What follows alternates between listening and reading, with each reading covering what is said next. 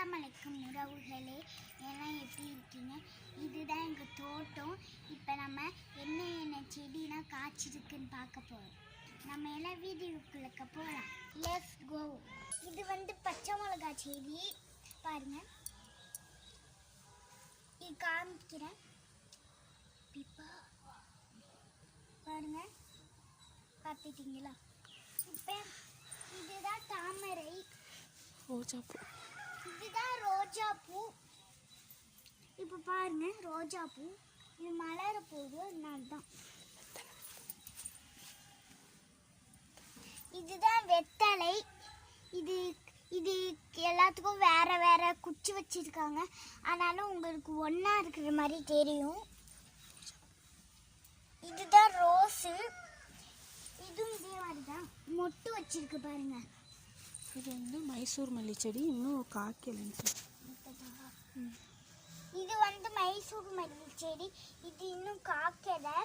இதுதான் மருதாணி செடி பாருங்க, உங்க இலைய பார்த்தாலே நல்லா தெரியும். பாரமங்கலம், மாதுளப்பழம், இதுதான். இது உங்களுக்கு இதை பார்த்தாலே தெரியும் பாருங்க. இதெல்லாம் மழை பெஞ்சதுனால வளர்ந்துருக்கு புல்லு. இப்போ அடுத்தது இது கருந்துளசி, இது சாதா துளசி, எலுமிச்சம்பழம். இது பார்த்தீங்கன்னா உங்களுக்கு நல்லாவே தெரியும். இதை பாருங்க. இங்கே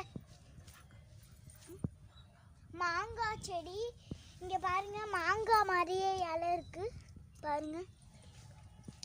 இதுதான் நெல்லிக்காய் செடி.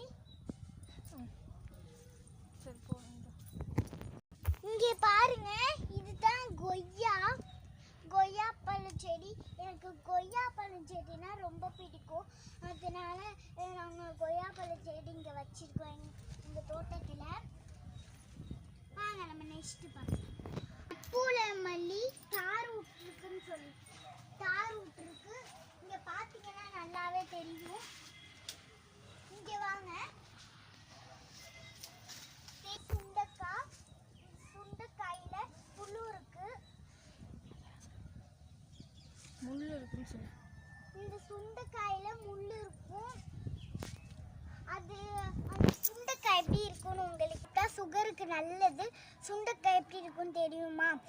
அது ரவுண்டாக இருக்கும், அது நம்ம பறிக்கலாம், என்னென்ன பண்ணிக்கலாம், சமைச்சு திங்கலாம். இப்போ பார்க்குறது பூச்செடி. இந்த பூச்செடி நீங்கள் பார்க்குறது இந்த பாருங்க, சந்தனம், செம்மந்தி, சந்தன முல்லை. இங்க பாத்தீங்கன்னா கீழே முட்டு வச்சிருக்கு. இங்க வாங்க, எங்க மினி தோட்டம் அவ்வளவுதான் முடிஞ்சிடுச்சு. பிடிச்சிருந்தா சப்ஸ்கிரைப் பண்ணுங்க, கமெண்ட் பண்ணுங்க,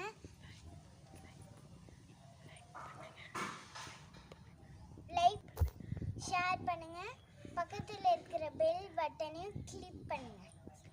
அஸ்ஸலாமு அலைக்கும்.